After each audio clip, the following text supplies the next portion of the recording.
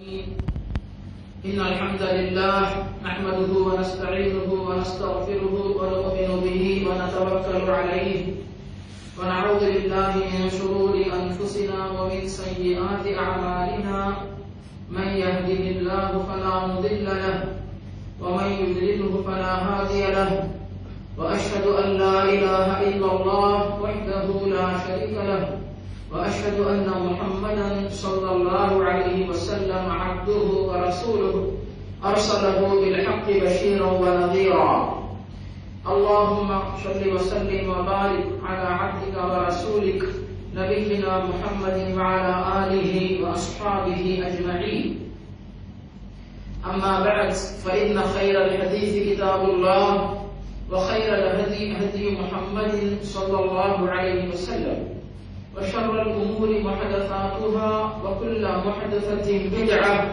وكل بدعة ضلالة وكل ضلالة في النار ثم أما بعد فأعوذ بالله من الشيطان الرجيم بسم الله الرحمن الرحيم يا أيها الذين آمنوا اتقوا الله حق تقاته ولا تموتن إلا وأنتم مسلمون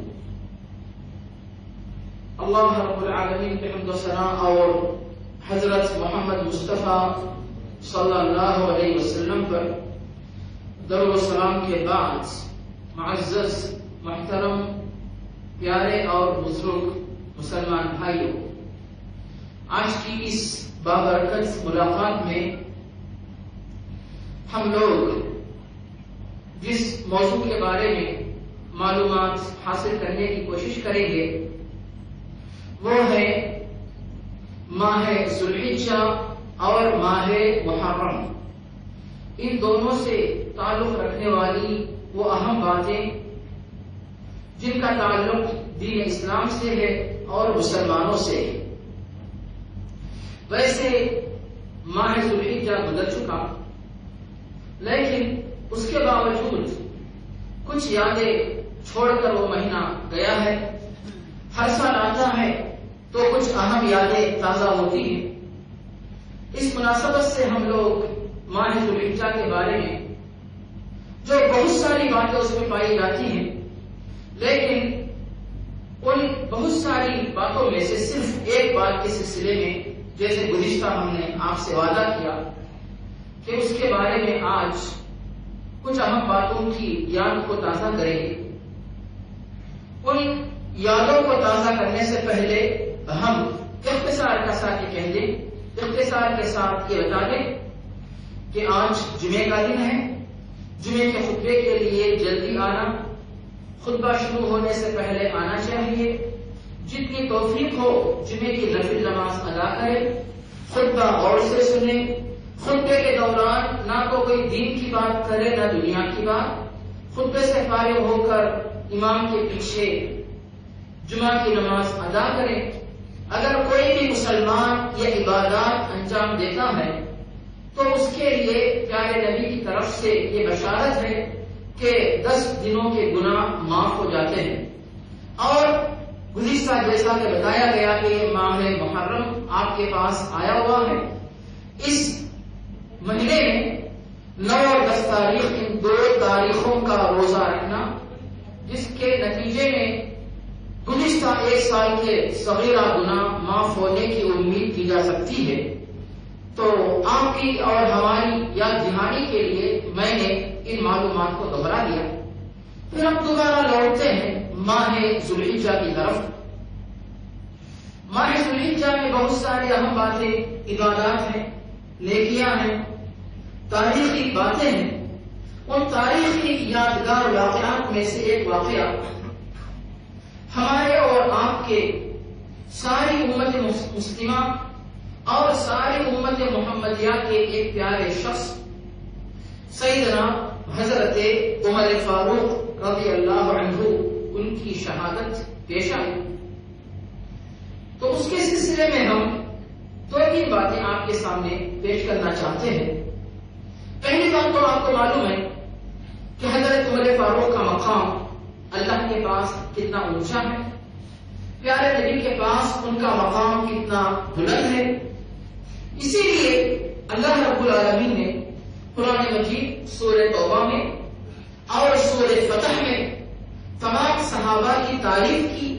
ان صحابہ میں حضرت ابوبکر صدیق رضی اللہ عنہ کے بعد حضرت عمر فاروق رضی اللہ عنہ کا ہی درجہ آتا ہے. اس اعتبار سے اللہ تعالیٰ نے قرآن مجید میں صحابہ کی تعریف کی. پیارے نبی نے اپنی بابرکت زبان سے صحابہ کی تعریف کی. تو اگر آج بھی ہم صحابہ کی تعریف کرتے ہیں اس کا مطلب یہ ہوا کہ اللہ و رسول کے طریقے پہ ہم چل رہے ہیں. جو کام اللہ نے انجام دیا اور جو کام پیارے نبی نے ادا کیا وہ کام اگر ہم بھی کر رہے ہیں صحابہ کی تعریف کرتے ہیں تو گویا کہ یہ اللہ و رسول کو راضی کرنے والا کام ہے. جب اللہ تعالیٰ صحابہ کی تعریف کرے اور پیارے نبی صحابہ کی تعریف کرے, کوئی بندہ آ کے کہے کہ نہیں میں صحابہ کی تعریف سے ناراض ہوتا ہوں, صحابہ کو جب میں کوئی نام لے تو میں گالی دوں گا, بدعا کروں گا, تھوکوں گا, تو پھر آپ بتائیے ایسا بندہ کیا اللہ کا دوست بن سکتا ہے؟ زبان سے جھوٹا دعویٰ تو کر سکتا ہے. جیسے پیارے نبی کے دور میں بہت سارے لوگ زبان سے کلمہ پڑھتے دل میں کفر تھا, تو زبان سے کوئی کہے کہ اسلام ہے مسلم ہے لیکن صحابہ کے نام سے چڑے, صحابہ کو گالی دے, صحابہ کو بددعا کرے ان کے بارے میں, تو پھر ایسے لوگوں کے بارے میں کتنے بھی دعوے کریں تو یہ دعوے سچے نہیں ہو سکتے. اب ذرا اس بات کی بھی غور کیجیے کہ صحابہ کی تعریف جب آپ اور ہم کرتے ہیں, سب سے پہلی بات اس کی وجہ سے آپ اور ہم کو اللہ کی طرف سے ثواب حاصل ہوتا ہے کیونکہ اللہ تعالیٰ کا حکم ہے, یہ پیارے نبی کا حکم ہے. دوسری بات کہ صحابہ کا جب ذکر خیر ہم کرتے ہیں سارے مسلمانوں کے دلوں میں یہ اچھا جذبہ پیدا ہوتا ہے کہ جس طرح ان حضرات نے, ان معزز جلیل القدر معزز شخصیات نے دین اسلام کی خدمت کی, اسی طرح ہمیں بھی کرنا چاہیے. یہ اچھے جذبات آپ کے اور ہمارے دلوں میں پیدا ہو سکتے ہیں. اور تیسری بات یہ ہے کہ صحابہ کی تعریف کرنا گویا کہ اپنے آپ کو اسلام سے جوڑ کے رکھنا ہے. کیسے؟ آج آپ اور ہم یہ خوشی محسوس کرتے ہیں کہ آپ کی مسجد میں قرآن پاک کے نسخے بھرے ہوئے, ماشاءاللہ. آپ کے گھر میں قرآن مجید کے نسخے رکھے ہوئے, آپ کے دلوں میں قرآن مجید کا حصہ یاد ہے, نماز پڑھتے ہیں, سورۃ الفاتحہ, کئی سورتیں پڑھتے ہیں. یہ سب قرآن مجید کا اتنا مقدس حصہ آپ کے گھروں میں, آپ کی مسجد میں, آپ کے دل میں, آپ کے دماغ میں, آپ کے زبان پہ یہ کیسے آیا, کیسے پہنچا؟ اللہ نے فرشتے کے ذریعے پیارے نبی کے دل تک پہنچایا, پیارے نبی کے دل سے زبان تک, زبان سے صحابہ کے کانوں تک, صحابہ کے کانوں سے ان کے دل و دماغ تک, ان کی زبان تک پہنچا. انہوں نے یاد کیا, یاد رکھا, لکھا, بعد میں آنے والوں تک ملک و علم محفوظ رکھ کے پہنچایا. اور آج ہم اور آپ یہ کہتے ہیں کہ ہمارے پاس قرآن ہے, ماشاءاللہ ہے. تو یہ کہاں سے آیا؟ ان صحابہ کی محنت تھی, ان کی کوشش تھی, ان کی دلچسپی جدوجہد تھی, اسی کے نتیجے میں میرے اور آپ کے پاس آج قرآن مجید ہے, ماشاءاللہ. تو آپ جتنا زیادہ ان صحابہ سے پیار کریں گے اتنی ہی زیادہ آپ کے دلوں میں قرآن کی محبت آئے گی, پیارے نبی کی حدیث کی محبت آئے گی, پیارے نبی کی سنت کی محبت رہے گی, دین اسلام کی محبت ہمارے اور آپ کے دل میں رہے گی. اور اگر نعوذ باللہ صحابہ کے بارے میں نفرت اگر ہو, ناراضگی ہو, غصہ ہو, مطلب یہ ہوا کہ اتنا ہی زیادہ ایک انسان اسلام سے, قرآن سے, حدیث سے, سنت سے دور ہوتا جائے گا, ختم. باقی کیا رہا؟ جب بندہ اسلام سے دور ہوا ہے, اسلام سے دور رہنے والے دنیا میں بہت سارے کافر, یہودی, ملحد, مشرک, عیسائی, سکھ, بدھسٹ لوگ ہیں. تو اس کی وجہ سے انسان اللہ و رسول کو نقصان نہیں پہنچا سکے گا کہ زبان سے تو دعویٰ کرے کہ مسلم ہے, اسلام ہے, لیکن دل میں صحابہ سے نفرت ہے, تو بندہ دعویٰ کرنے سے مسلم نہیں بن جاتا. اب اس کے بعد جیسا کہ احادیث میں بات وارد ہے, صحابی سے نفرت کرنا یہ گویا کہ نبی سے نفرت کرنے کے برابر ہے. نبی سے نفرت کرنا گویا کہ اللہ سے نفرت کرنے کے برابر. یہ بات نوٹ کر لیجیے اسے ذہن میں رکھ کر اپنی زندگی گزاریے، اس حقیقت کو ذہن میں رکھ کر دنیا سے رخصت ہو اور یہ اس بات پر ایمان رکھتے ہوئے آخرت میں اللہ کے دربار میں اللہ سے ملاقات کریں۔ یہ ہو گئی اس سلسلے کی ایک بات۔ اب چونکہ ہم لوگ سیدنا حضرت عمر فاروق رضی اللہ عنہ کے بارے میں معلومات حاصل کر رہے تھے، تو ان کی زندگی کا جو آخری مرحلہ تھا، انہوں نے ماشاءاللہ بہت ہی بڑے کارنامے انجام دیے، اور یہ کارنامے انجام دینے کے لیے ہی اللہ تعالیٰ نے ان کو منتخب کیا، ان کو پسند کیا، ان کو پیارے نبی کا صحابی بنایا۔ تو ان کی تاریخ کے بارے میں تفصیلات اس اور موقع پر بتائیں گے۔ آج ہم صرف اختصار کے ساتھ ان کی شہادت کے بعد لوگوں کے جو دو گروہ ہو گئے اس کے بارے میں بتانا چاہ رہا ہوں۔ ان کے دور میں، حضرت عمر فاروق کے دور میں غلاموں کی تجارت چل رہی تھی۔ ایک غلام ایران سے فارسی زبان بولنے والا ابو لولو فیروز مجوسی وہ لایا گیا۔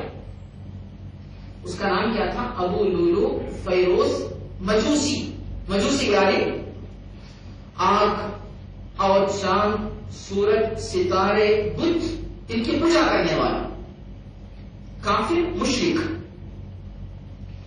جب وہ آیا مدینے میں اس کو رکھا گیا، حضرت عمر نے صحابہ کو منع کیا، دیکھو کافر غلاموں کو مسلمانوں کے شہروں میں مت لایا کرو، یہ کبھی بھی مسلمانوں کو نقصان پہنچا سکتے ہیں۔ ابو لولو فیروز مجوسی کافر، اس کو کسی نے اپنی ناپاک سازش کے لیے استعمال کیا، حضرت عمر پر حملہ کرنے کے لیے اسے کام پہ لگایا۔ ابو لولو فیروز مجوسی نے اپنا ایک خنجر تیار کیا۔ خنجر اس کے اندر مٹھ ہوتا ہے پکڑنے کا سہارا، اور سامنے دونوں طرف سے وہ چاقو کاٹ سکتی ہے۔ آپ کے گھر میں چاقو ایک طرف سے کاٹتے ہیں، خنجر دونوں طرف سے اس سے آپ کاٹ سکتے ہیں۔ تو ایک خنجر کو لیا، اس پر زہر لگایا، تیاری کی، اور مسلمانوں کی طرح لباس پہن کر، کافر تھا وہ مگر مسلمانوں کے حالات کا جائزہ لیا۔ یہ واقعہ جو بتا رہا ہوں، چاہے تو آپ ابن کثیر کی جو سیرت ہے، انہوں نے جو سیرت لکھی ہے اس میں البدایہ والنہایہ میں، یہاں تک کہ صحیح بخاری شریف میں بھی یہ واقعہ موجود ہے۔ خنجر کو زہر لگایا، تیاری کی، فجر کی نماز میں مسجد میں آیا، بالکل امام کے پیچھے کھڑا ہوا۔ امام کون تھے؟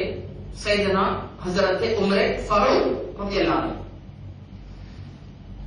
اور جیسے ہی فجر کی نماز کا آغاز ہوا، اقامت ہو گئی، حضرت عمر نماز پڑھانے لگے، نماز میں مصروف تھے، مگر ان کو اس بات کا پتہ نہیں تھا کہ ان کے پیچھے زہریلا خنجر لے کر، زہریلا دل اور زہریلی ذہنیت لے کر ایک کافر کھڑا ہوا ہے۔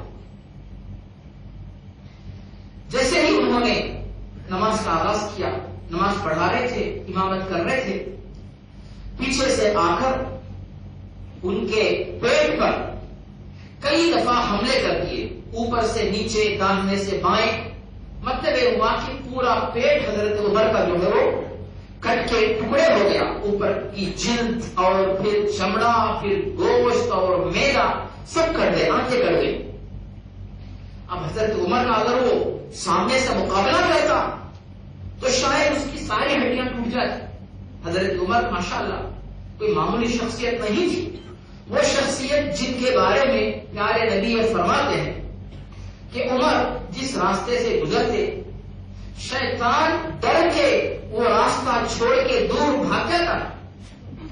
تو ایسی شخصیت تھی ہمارے پیارے حضرت عمر رضی اللہ عنہ کی، لیکن چونکہ حملہ اچانک ہوا ان کو خبر نہیں تھی، وہ بھی خنجر سے ہوا، پیٹ کے ٹکڑے ہو گئے، خون بہ رہا ہے، کمزوری آ گئی، ان کو پتا نہیں چلا کہ حملہ کرنے والا انسان ہے، کوئی شیر ہے، کوئی کتا ہے، کوئی جانور ہے۔ تو انہوں نے کیا کیا، نماز کے دوران پیچھے ہٹ گئے۔ حضرت عبد الرحمن بن عوف رضی اللہ عنہ وہ پیچھے تھے پہلی صف میں، ان کو آگے بڑھایا تاکہ عبد الرحمن بن عوف نماز پڑھائیں۔ صحابہ کرام ماشاءاللہ ہزاروں کی تعداد میں مسجد نبوی میں موجود ہیں، فجر کی نماز ہے ماشاءاللہ۔ تو حضرت عمر فاروق رضی اللہ عنہ جب زخمی ہو گئے اور پچھلی صف میں بیٹھ کر انہوں نے نماز مکمل کی، عبد الرحمن بن عوف امام بنے، حضرت عمر فاروق پیچھے ہو گئے، کیونکہ آواز نہیں نکل رہی ہے، خون بہ رہا ہے، کہیں بے ہوش نہ ہو جائے، سارے لوگوں کی نماز میں خلل اندازی ہو جائے گی۔ تو نماز مکمل ہوئی۔ اس دوران جب ابو لولو فیروز مجوسی وہ کوئی مسلم تو نہیں تھا، کافر تھا، وہ نمازی تو نہیں تھا، کافر نمازی کیا بنے گا؟ تو حضرت عمر پہ حملہ کرنے کے بعد وہ بھاگ رہا تھا، کئی صحابہ نے اس کا پیچھا کیا تاکہ اس کو پکڑے۔ اندازہ ہو گیا کہ یہ دشمن مسجد میں آیا ہوا ہے، وہ مسلمان نہیں ہے، وہ کوئی نمازی نہیں ہے، اور حضرت عمر پہ قاتلانہ حملہ کر کے وہ بھاگ رہا ہے۔ یہ منظر صحابہ کرام کو نماز کی حالت میں بھی سمجھ میں آ گیا۔ کئی صحابہ نے اس کا پیچھا کیا۔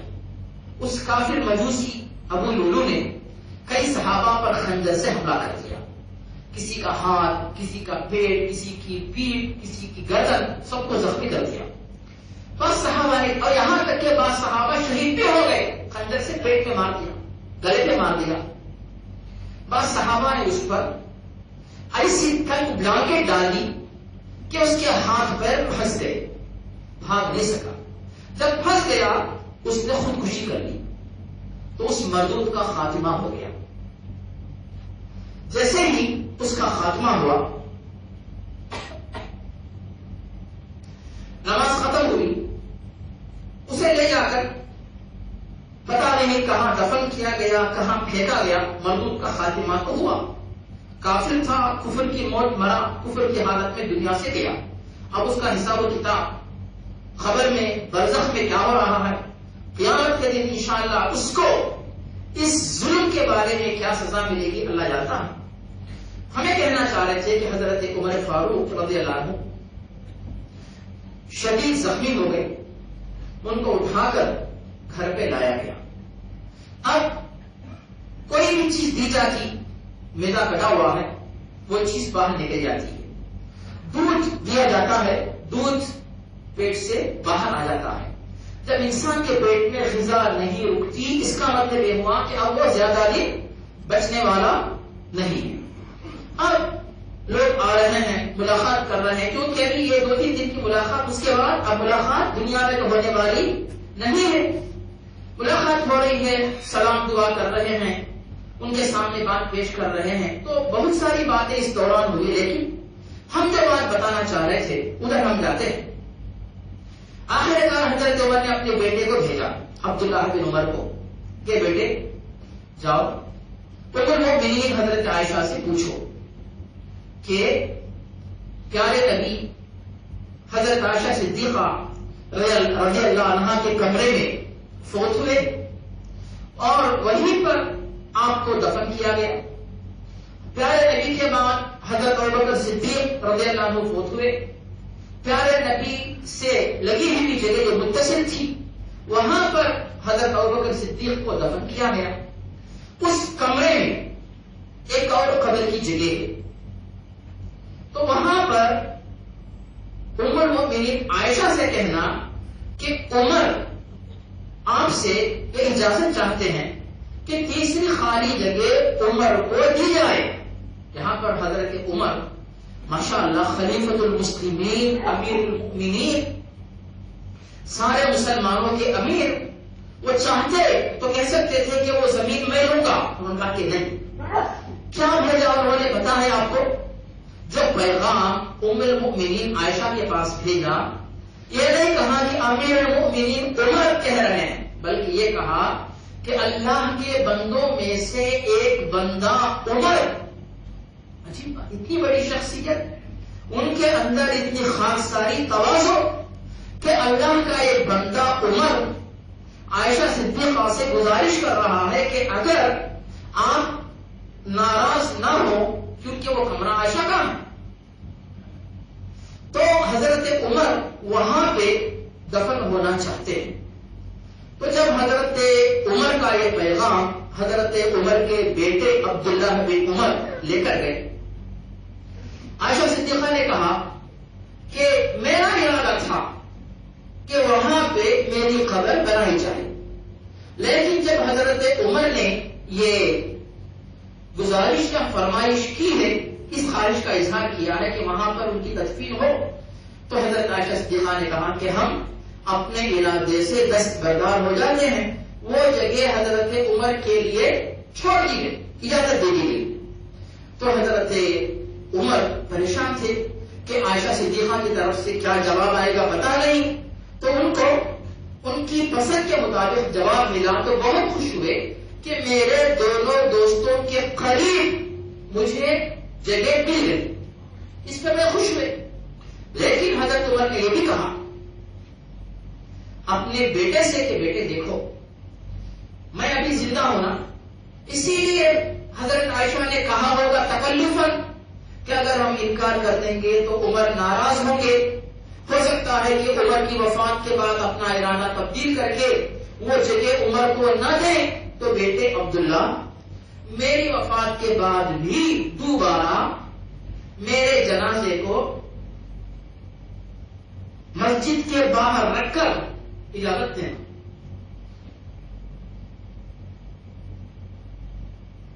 اگر میری وفات کے بعد بھی حضرت عائشہ میرے لیے وہاں پر اجازت دے تب وہاں پہ مجھے دفن کر، ورنہ کوئی ناراضگی نہیں. مسلمانوں کا قبرستان جنت البقیع ہے، دوسرے مسلمانوں کے ساتھ مجھے بھی وہیں پہ دفن کر دینا. یہ تھی حضرت عمر کی وصیت. تو وفات کے بعد جیسے وفات ہوئی، کلمہ پڑھتے ہوئے دنیا سے رخصت ہو گئے. تو پھر عبداللہ بن عمر نے جنازے کی نماز کے بعد دوبارہ اجازت طلب کی کہ وفات سے پہلے تو آپ نے اجازت دی، لیکن وفات کے بعد ہو سکتا ہے کہ آپ کا ارادہ تبدیل ہو چکا ہو، آپ اگر اب اجازت دے رہی ہو تو حضرت عمر کو ان کے دونوں دوستوں کے ساتھ دفن کیا جائے. ام المؤمنین حضرت عائشہ نے اجازت دی کہ جو بات کی تھی، جو وعدہ کیا تھا اسی پہ قائم ہے، کوئی تبدیلی نہیں ہے. حضرت عمر کو ان کے دونوں ساتھیوں کے ساتھ ہی دفن کیا جائے. تدفین عمل میں آئی. تو حضرت عمر رضی اللہ عنہ، جب کبھی ہم ان کا نام لیتے ہیں، ان کو یاد کرتے ہیں، خود بخود سارے مسلمانوں کا دل پیار سے محبت سے بھر جاتا ہے. رضی اللہ عنہ خود بخود کہتے ہیں. اور جو خطرناک انداز میں، ظالمانہ انداز میں ان کی شہادت ہوئی، اس پر بے شک ہر مسلمان کو غم ہوتا ہے. لیکن یہاں پر یہ بات پیش کروں، دنیا کے کچھ دشمنان اسلام ایسے ہیں جو حضرت عمر سے حسد، کینہ، عداوت، دشمنی، نفرت، ناراضگی رکھتے ہیں. نعوذ باللہ. ناراضگی کس لیے؟ حضرت عمر نے دین اسلام کی خدمت کی، ساری زندگی اللہ کو راضی کیا، ساری زندگی پیارے نبی کو راضی کیا. دین اسلام کی خدمت کے لیے، مسلمانوں کے فائدے کے لیے جو کچھ ہو سکتا تھا مختصر سی زندگی میں بہت کچھ کیا. تو اس میں ناراض ہونے کی کیا بات ہے؟ یہی تو بات ہے. بے شک مسلمان کے لیے خوش ہونے کی بات ہے، لیکن ناراض ہونے والا کون ہوتا ہے؟ اسلام کا دشمن. حضرت عمر سے ناراض وہی ہوتا ہے جو حضرت عمر کی شخصیت سے، ان کے کارناموں سے ناراض ہوتا ہے کہ دین اسلام کو کہاں کہاں تک پہنچا دیا. ماشاءاللہ اسلام کی سرحد کہاں تک پہنچ گئی. یہودیوں کے حصے، یہودیوں کی جو وہاں بستے تھے وہ سب علاقے اسلامی سلطنت میں آ گئے. عیسائیوں کے جو ممالک تھے وہ اسلامی سلطنت میں آ گئے. یہ مجوسیوں کے حصے پورے مسلمانوں کی سلطنت میں آ گئے. تو بے شک یہ کافر تو چلے گئے. تو اسی نفرت کی وجہ سے کہ حضرت عمر نے کیوں اتنی زیادہ اسلام کی خدمت کی، تو دشمنان اسلام حضرت عمر سے جلتے ہیں، حسد رکھتے ہیں، بددعا کرتے ہیں، نام آنے پر نعوذ باللہ تھوکتے ہیں. اور مزید یہ تعجب کی بات مزید یہ ہے کہ جب کبھی یہ تاریخ آتی ہے حضرت عمر کی شہادت کی تاریخ، اس تاریخ کو دشمنان اسلام جشن اور عید بناتے ہیں، خوشی مناتے ہیں کہ عمر کا خاتمہ ہوا نعوذ باللہ. اس کے لیے بہت سارے غلط طریقے اپناتے ہیں. ان طریقوں میں سے کچھ طریقے ہم نے جو سنے ہیں، ان میں سے ایک طریقہ یہ بھی کہ ان کی شہادت کی تاریخ آنے سے پہلے ایک مسلمان بچے کو پکڑ کر اسے باندھ کے اس پر خنجر سے مار کے اس مسلمان بچے کو شہید کر کے خوشی مناتے ہیں کہ آج ہم نے عمر کو، یعنی اس بچے کا نام عمر رکھتے ہیں، حالانکہ بچہ بیچارہ کڈنیپ کرتے، اس کو چوری کرتے ہیں، اس کا نام اپنی طرف سے عمر رکھتے، اسے قتل کر کے خوشی مناتے ہیں. اتنی خوشی گویا کہ حضرت عمر کو وہ قتل کر رہے ہیں، تو اس بچے کو قتل کر کے خوشی مناتے ہیں کہ آج ہم نے عمر کا ایک اور بار قتل کیا. اور جس کافر مجوسی نے یہ سب کون کرتے ہیں بتائیں آپ؟ میں کافروں کی، ہندو عیسائی ان کی یہودیوں کی بات نہیں کر رہا ہوں. جو حضرت عمر سے نفرت رکھنے والے اس کا بہانہ بنا کر حضرت علی حسن و حسین سے محبت کا جھوٹا دعویٰ کرنے والے، ان کی بات میں کر رہا ہوں.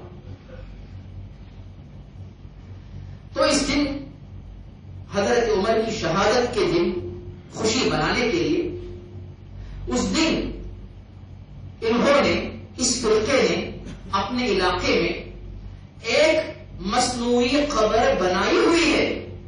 یہ مصنوعی قبر کیا ہوتی ہے؟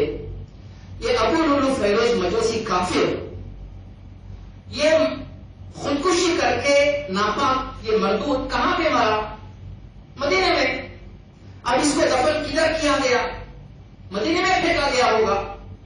لیکن مدینے سے بہت دور کسی اور ملک میں رہنے والے گمراہ فرقے وہاں پر اس فیروز مجوسی کی جھوٹی قبر بنائے ہوئے ہیں. اور جب حضرت عمر کی شہادت کی تاریخ آتی ہے، اس مجوسی کی قبر کے اطراف طواف کرتے ہیں. اب آپ بتائیے، آپ کعبے کے علاوہ کسی اور جگہ کی، کسی اور مقام کا طواف کرنا شرک ہے. چاہے وہ مندر ہو، چاہے بت ہو، چاہے مزار ہو، چاہے بزرگ کی قبر ہو، اس کے اطراف طواف کرنا شرک ہے. لیکن یہ گمراہ فرقہ طواف کس کا کر رہا ہے؟ ابو لولو فیروز مجوسی کی جھوٹی قبر بنا کر حضرت عمر کو چونکہ اس نے قتل کیا، ان کے قتل کا وہ سبب بنا، اس خوشی پر جو ہے اس کا شکر ادا کرنے کے لیے نعوذ باللہ شکر کیا ادا کریں گے؟ اسے کیا مل رہا ہے؟ اس مردود کو ان کے طواف سے کیا ملے گا؟ وہ تو جہنم میں ہے. اور یہ اس کی جھوٹی قبر کا طواف کر کے یہ کام کہاں لے جائے گا؟ یہ شرک کا کام جہنم میں لے جائے گا. یہ کوئی شکر کا کام تو نہیں. لیکن ان کو گمراہی ایسی ہے کہ اس کی قبر کا طواف کر کے یہ سمجھتے ہیں کہ ہماری خوشی ہوئی، ہم عمر کی شہادت یا عمر کے مرنے پر ان کے الفاظ میں کہ آج خوشی کا اظہار کریں گے تو ایسے کہ فیروز مجوسی کی قبر کا طواف کرے تو ہمارے دل ٹھنڈے ہوتے ہیں. اس اللہ دیکھیے آپ، اسلام ہے. ایسے لوگوں کا اسلام سے تعلق ہے کہ ایسے لوگوں کی طرفداری، تائید، مدد کی جا سکتی ہے؟ نہیں. ایک مسلمان تو یہ کام نہیں کر سکتا. تو بہرحال وقت چونکہ زیادہ ہو گیا ہے، صرف ایک موضوع پر ہم نے آج کچھ باتیں آپ کے سامنے پیش کی. لیکن اب محرم کے مہینے کے سلسلے میں جو مزید باتیں ہیں ان کے بارے میں کچھ جو باتیں ہم کہنا چاہ رہے تھے، انشاءاللہ آئندہ ملاقات میں باتیں آپ کے سامنے آئیں گی۔ آخر میں اللہ تعالیٰ کے دربار میں دعا ہے کہ اللہ رب العالمین مسلمان مرد و خواتین کی جانوں کی، مالوں کی، خونوں کی، عزتوں کی حفاظت فرمائے، اور ملک شام میں اہل سنت مسلمانوں کے اوپر جو بھی ظالم، وہاں پر جو بھی کافر جو ہے مسلمانوں کو حملے کر رہے ہیں، ان ظالموں کے حملوں کو اللہ تعالیٰ خود ان ظالموں کے اوپر اتارے، اور اللہ رب العالمین ہمارے اور آپ کے گناہوں کو معاف فرمائے، اور ہماری اور آپ کی نیکیاں قبول فرمائے، ہمارے اور آپ کے گھروں میں جو مریض ان کو شفا بھی نصیب فرمائے، ہمارے آپ کے گھروں میں جو فوت ہوئے ان کے اللہ تعالیٰ مغفرت فرمائے، اور ہمارے اور آپ کے لیے روزی کے اسباب کو اللہ تعالیٰ جاری رکھوائے، آمین۔ أقول قولي هذا وأستغفر الله العظيم لي ولكم ولسائر المسلمين من كل ذنب وخطيئة فاستغفروه إنه هو الغفور الرحيم.